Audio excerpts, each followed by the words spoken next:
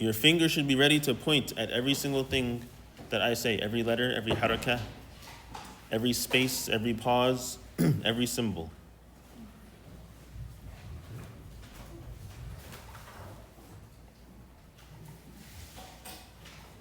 We already have another class video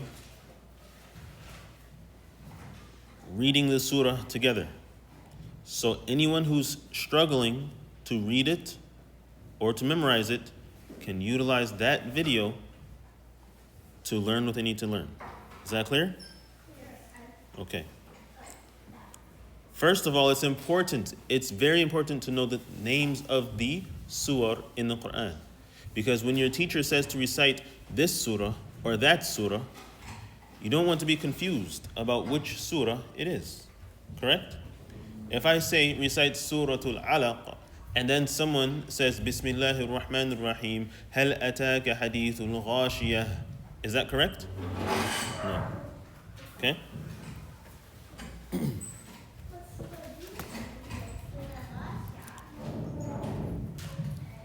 So now, first thing we're going to look at is the name of the surah. Suratul Alaq. Repeat after me. Repeat after me. Suratul Alaq. Good. This is also what I expect you to do when you come here for your test. Say the name of the surah, say Bismillahir Rahmanir Rahim, and then start reciting. Okay? You don't necessarily have to say A'udhu Billahi Minash Shaitanir Rajim. Why? Because you already said it while you were sitting. You were already practicing before you came to sit down and test, correct? You said A'udhu Billahi Minash Shaitanir Rajim, Bismillahir Rahmanir Rahim, and you started reciting. And when you come to me, you're not going to stop reciting. You're going to just continue reciting. But you're reciting from the beginning of the surah, and that's why you say Bismillahir Rahmanir Rahim. Is that clear? But if you did stop reciting, if you stopped to talk and ask a question or respond to something, then you need to say A'udhu Billahi Minash Shaitanir Rajim. Okay?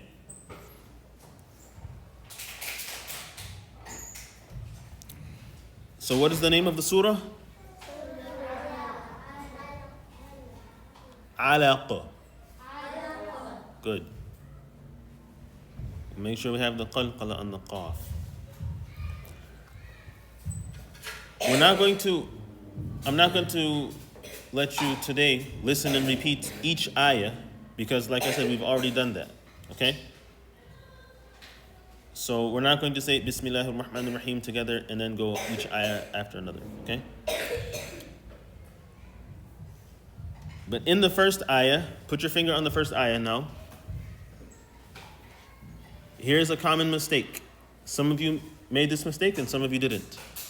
But the first word is what? What's the last letter in the first word? Hamza. What's the last letter? So if I say Iqra, is that correct or incorrect? Incorrect. I have to say Iqra. You have to hear the stop. That's what the Hamza with the sukoon sounds like. Is that clear? I'm telling you this so that you can correct your mistakes because, like I said, if you do not pass one ayah or two ayat, you will not go to the next ayah. Okay? And if you never go to the next ayah, you can't go to the next surah. Okay? So we have to correct the mistakes. Inshallah. Where else do you see this same word, Iqra? Which ayah? Which ayah? Look at it. It's in front of you. Which ayah? Naam, exactly. In the third ayah. Which means, listen carefully, if you make a mistake in the first ayah on that word, most likely you're going to do what in the third ayah? Make the same mistake. Do you see how important it is to fix our mistakes? Because one mistake becomes... Exactly. And if you see that word again, then it becomes... But at the same time, if you correct it, now one correction becomes two corrections. And if you see it a third time, it becomes 3 corrections. Do you understand how important that is? Well, alhamdulillah.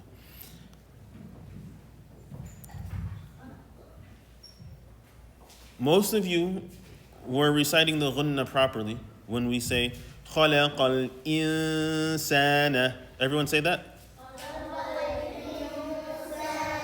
Alhamdulillah. You guys are all doing very good with that.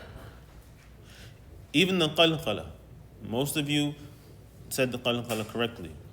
الَّذِي خَلَقَ. But we're just going over this in case some of you make this mistake in the future, okay? Another letter that we need to focus on is the kaf in this word. Al-Akram. Which ayah is that?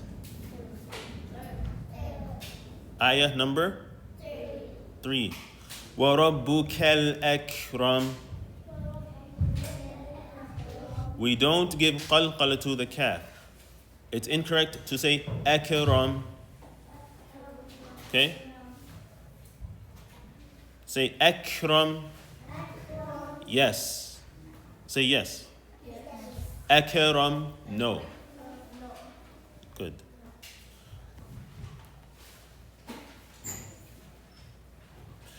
Now, ayah number 6. Recite ayah number 6, please. Everyone? La. Ayah number 6. Starts with kaf.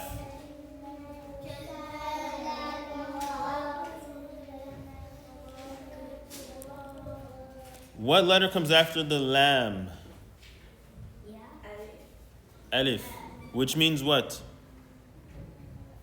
Loud. Which means what? If there's an alif sukoon after a letter with a fatha, we apply med. Med. Do we say kalla? Do we say kalla for 2 harakatain? No. How many harakat do we hold this med for? 4. Kalla innal.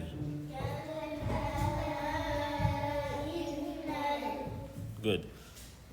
Is there any surah in the Qur'an that does not have med in it?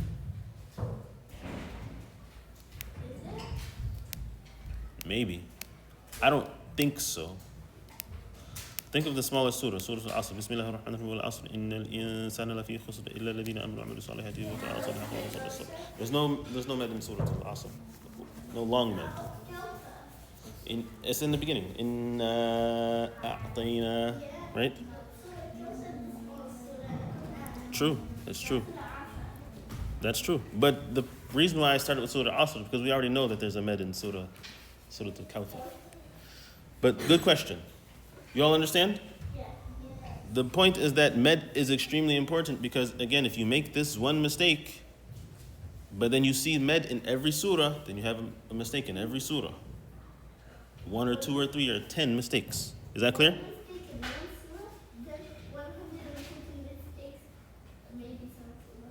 Right.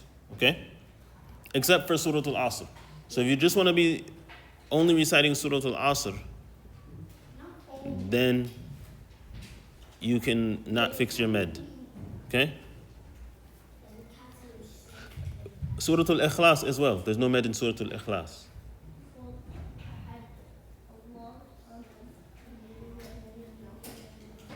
I think a lot of those smaller surah don't have med. Surah An-Nas? No, I don't think so. Nope. But you get the point, right? As kindergartners and first graders, we stick to the smaller chapters, right? But when we get to second grade and we want to go to third grade and up, we want to recite surah that have med, that have ghunna, okay? That have ayats that sound the same, they sound similar, right? That's why Surah Al-Kafirun sometimes is difficult for younger students because it has med and it has ayat that sound similar. right? And that repeat. Wait, his question is first. Yes? I'm learning Surah Naba now. You're learning Surah Naba? That's good, inshallah. Naba with a hamza at the end. Again, not naba. Naba with a hamza at the end. Yeah, no. Wait. Ask your question after I say the next important point. Look at the ghain in this ayah. What harakah is on the ghain? In ayah number 6.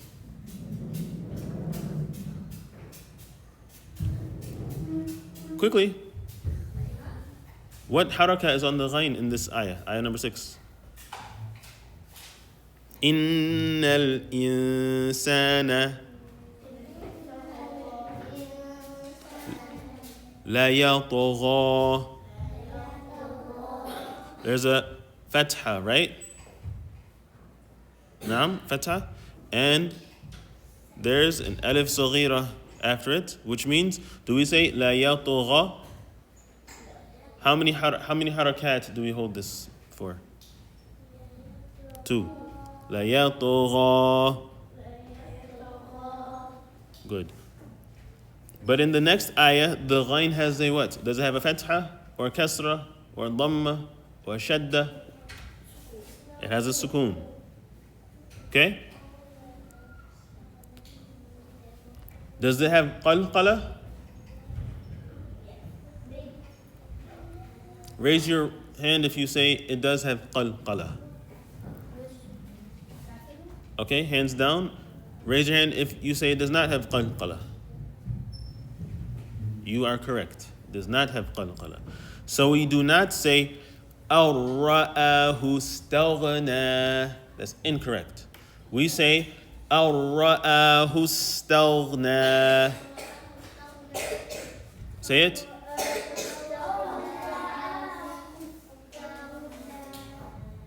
Sounds good, doesn't it? Doesn't it feel good when you say a letter correctly? Alhamdulillah. So, your homework now is to memorize up to ayah number 12. Okay, up to ayah number 12. We memorize up to 5. Now you should memorize up to 12. Okay? Those of you who can read the whole surah, of course, you can read the whole surah and continue to the next surah. That's why we are marking the mistakes in your mushaf so you can keep track of where you are. However, the reason I'm also assigning a small portion of the surah is so that our class can still move forward together as well. Do you understand? So there's two basically sides to this coin. There are 2 halves to this class. There's a half that we do together, and there's a half that we do individually. Is that clear? Yeah. So, while one person can recite this whole surah correctly with no mistakes, their homework is to learn the next surah. Okay? But the rest of the class has to at least know a part of this surah. Is that clear? Yes or no?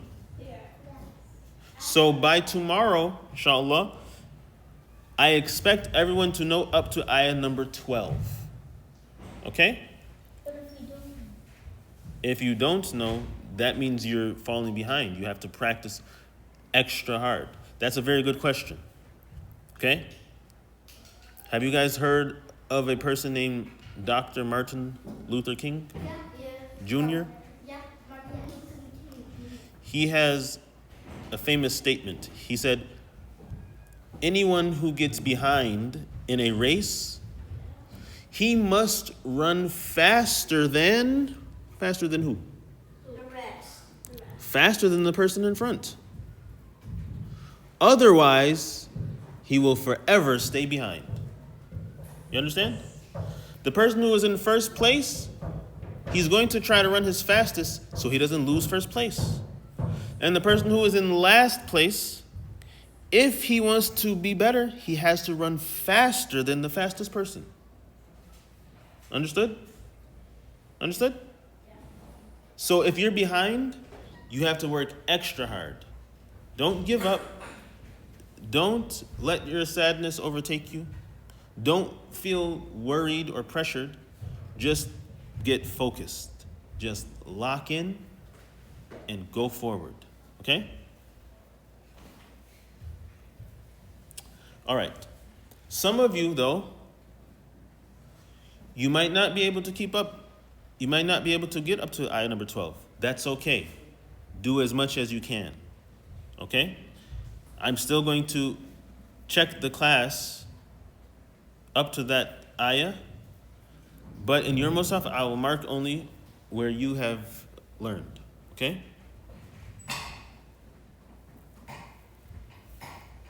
And don't forget, you can also read. So even if you've memorized up to ayah number 4, you can still practice reading up to ayah number 12. Is that clear? If you didn't memorize it, it's okay. Reading is a lot easier than memorizing. And if you read it well, guess what's going to happen later? Automatically, right? Automatically going to memorize it without even trying. So all that effort of you trying to run faster is going to pay off, inshallah. Okay? Not only that, but guess what? The people who are behind, they're going to memorize it better than the people in front. You know why? Because they're going to be listening to the people in front. Okay? So you're going to have your memory and their memory too, combined. Okay, subhanakallahumma bihamdika wa nashhadu an la ilaha illa anta wa nastaghfiruka wa natubu ilayk.